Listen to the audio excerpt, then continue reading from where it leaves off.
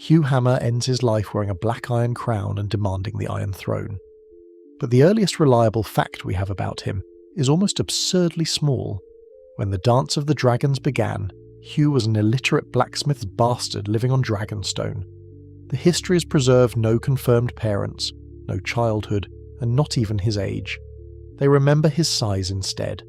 Hugh was tall, enormously strong, and supposedly capable of twisting steel bars with his bare hands. He carried a warhammer long before kingship entered his mind. That blank beginning matters because House of the Dragon has built an entirely different man inside it. The television version lives in King's Landing with his wife, Kat, and their sick daughter. He works for the Crown, waits for unpaid wages, and watches the royal blockade crush ordinary families. The show also strongly identifies his mother as Syra Targaryen, making Hugh the grandson of Jaehaerys and Alysanne. None of that family history is confirmed in the book. Fire and Blood gives us a low-born man of uncertain Valyrian descent, then lets one dragon change how the world sees him, and how he sees himself. Hello everyone, and welcome to Storyteller's Codex. Here we delve deep into the rich lore of the Lord of the Rings, a song of ice and fire, and the vast worlds beyond, so sit back, relax, and enjoy. By 129 AC, Rhaenyra's war had created a dragon problem. Rhaenys and Meleys were dead after Rook's Rest, while Aemond and Vargar remained the Green's greatest weapon. Dragonstone still held riderless dragons, but a dragon without a rider was only potential power. Prince Jaehaerys answered that problem with an idea as brilliant as it was dangerous: invite the island's Dragonseeds, bastards and descendants of House Targaryen, to attempt the impossible. Jaehaerys promised knighthood, lands and wealth to anyone who could master a dragon.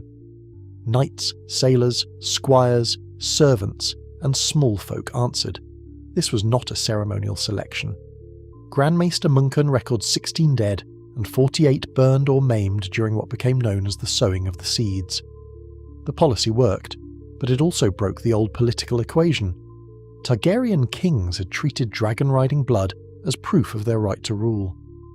Now Rhaenyra was publicly admitting that the same power might exist in men with no name, education, castle, or loyalty beyond the reward they had been promised. The dragon Hugh approached was not a hatchling. Vermithor, the Bronze Fury, had once carried King Jaehaerys the Conciliator. He was nearly a century old, bronze-scaled with great tan wings, and during the dance only Vhagar was larger among the living dragons. Lord Gorman Massey had already died trying to claim him. Vermithor was accustomed to people after decades with Jaehaerys, but that made him approachable, not safe. Then the blacksmith's bastard succeeded where a lord had failed. The surviving histories do not give us a dramatic conversation or secret ritual. They simply tell us Vermithor bent his neck to Hugh. That moment made every social judgment about Hugh suddenly negotiable. Yesterday he could not read. Today he controlled a creature that could burn an army, and had once served one of Westeros's greatest kings. Hugh began calling himself Hugh Hammer, and the name fit both the weapon in his hand and the force he now represented. The television version turns the claiming into a moral test. Hugh confronts Vermithor while protecting another Dragonseed from the flames, and the dragon accepts him after that act of courage. The book offers no such proof of character. It leaves us with the more unsettling fact: dragons can grant power without asking whether the rider will use it well. Hugh's first great test came at the Battle of the Gullet in 130 AEC.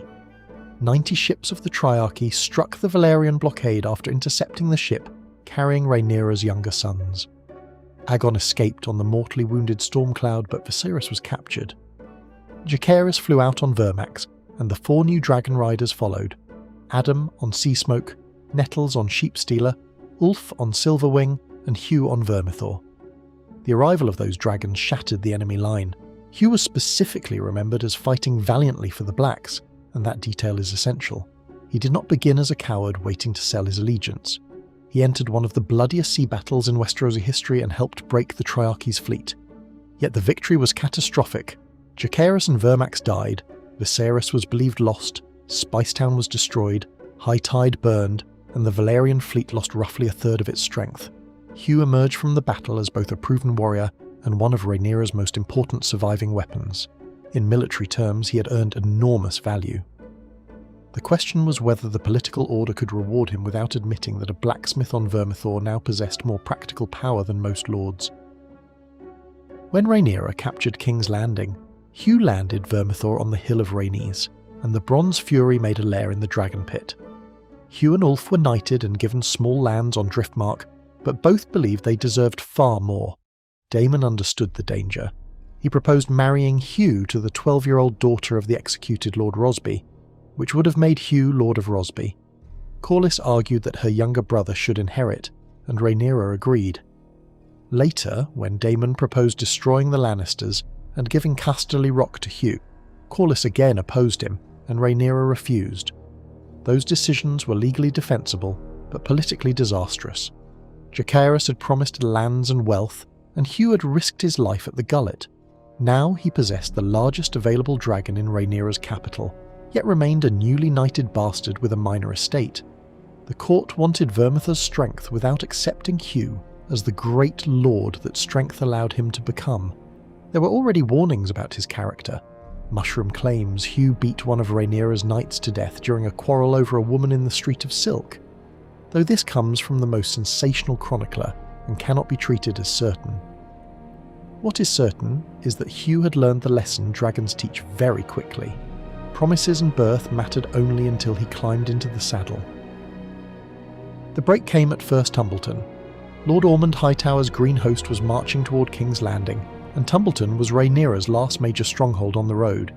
Hugh and Ulf were sent with Vermithor and Silverwing to defend it. The Black Army fought savagely. Roderick Dustin and the Winter Wolves reached Ormond Hightower and killed him, and for a moment the defenders believed the battle was won. They still had 2 huge friendly dragons against Daeron's smaller Tessarion. Then Hugh and Ulf turned on the town.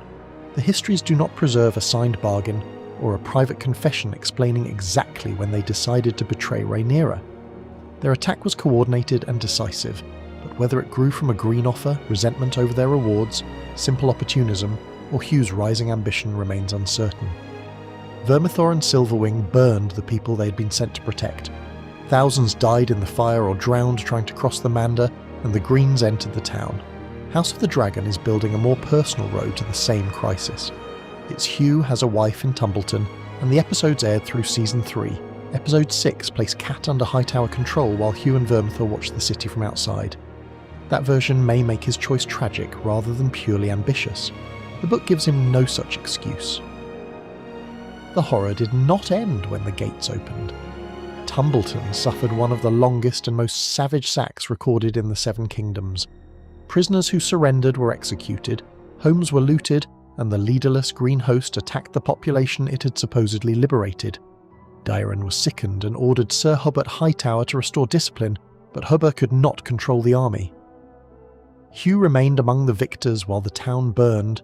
His betrayal also detonated Rhaenyra's government from inside. When word reached King's Landing, fear spread that the 2 betrayers would bring 3 green dragons against the capital. Rhaenyra closed the gates and concluded that the other Dragonseeds might turn as well. She ordered Adam Valerian arrested and demanded Nettles' death. Corlys warned Adam and was imprisoned for it. Nettles escaped, Daemon broke with Rhaenyra's command, and Adam gathered a new Riverland army to prove that a bastard could remain loyal. This is Hugh's largest political consequence. First Tumbleton did not merely add Vermithor to the Greens, it poisoned Rhaenyra's trust in the riders who still served her, cost her Corlys, helped separate her from Daemon, and accelerated the collapse of her rule in King's Landing. One betrayal destroyed the entire Dragonseed alliance Jacaerys had built. The Greens soon discovered that Hugh had not betrayed one queen to become another king's servant. Aegon II was missing, Aemond was dead, and the great Hightower host at Tumbleton had no commanding adult prince. Daeron was young, Ulf dreamed of Highgarden, and Hugh sat beside the largest living dragon now that Vhagar was gone. He began calling himself Lord Hammer, surrounded himself with armed followers, and advanced the obvious argument. The strongest man with the strongest dragon should rule. Then an old prophecy began circulating through the camp. When the hammer shall fall upon the dragon, a new king shall arise, and none shall stand before him. Hugh treated his name, his weapon, and his bond with Vermithor as proof that the words pointed toward him. Soldiers eager for plunder and advancement agreed, Hugh declared that the throne should belong to a strong man rather than a boy, and he began wearing a crown of black iron. But Hugh's reading inverted the image. The prophecy did not say that a man called Hammer would ride a dragon. It described a hammer falling upon one. More than a century later, Robert Baratheon's warhammer would crush Prince Rhaegar at the Trident. The Targaryen army would break, and Robert would become king. Hugh saw a promise of destiny. Readers can see a warning that the dragon would be defeated by the hammer, not carried to victory by it. Hugh's claim made him intolerable even to his new allies. Daeron threw wine in his face when Hugh announced his intention, and Hugh threatened to beat the prince. Sir Roger Corn mocked the black iron crown and knocked it from Hugh's head. Hugh answered by having 3 horseshoes nailed to Roger's skull. The fight between their followers left 3 men dead and 12 wounded. Hugh also took the widow of a knight he had killed during First Tumbleton into his bed. Whatever grievance had helped begin his rise, power had now stripped away restraint. 13 green lords and landed knights met secretly in the cellar of an inn called the Bloody Caltrops. They understood the basic problem. Hugh and Ulf could not be controlled while they had access to Vermithor and Silverwing. Ulf was usually drunk and easy to approach. Hugh kept loyal men around him. The conspirators agreed to kill both riders before either could mount his dragon, then somehow find new riders for the beasts. Their planned coup collided with Adam Valerian's surprise attack on Tumbleton. 4,000 rivermen struck the sleeping green camp at night. Ulf slept through the battle. Hugh ran for the stables and Vermithor, but Sir John Roxton was waiting with the Valyrian steel sword Orphan Maker. Hugh was killed before he reached the dragon that had made him powerful. His men then killed Roxton in revenge. Hugh's death did not remove Vermithor from the battle. Riderless and enraged, the Bronze Fury killed roughly 40 knights who tried to attack him, took to the air, and burned men from both armies. Adam turned Seasmoke away from Tessarion to meet the larger dragon. All 3 beasts became locked in a chaotic fight. Vermithor tore Seasmoke's head off, and collapsed from his wounds and died. Tessarion was so badly injured that an archer ended her suffering. Only Silverwing survived Tumbleton. Ulf was poisoned the next morning when Hobart Hightower shared the fatal cup rather than expose the remaining Caltrops. The Great Green Army disintegrated, and the threat to King's Landing ended. Hugh's bid for kingship had lasted only days, but its effects outlived him. A town was destroyed, Rhaenyra's dragon riders were scattered, Adam died proving his loyalty, and 3 dragons perished in the battle Hugh never reached. So why did the Dragonseed try to become king?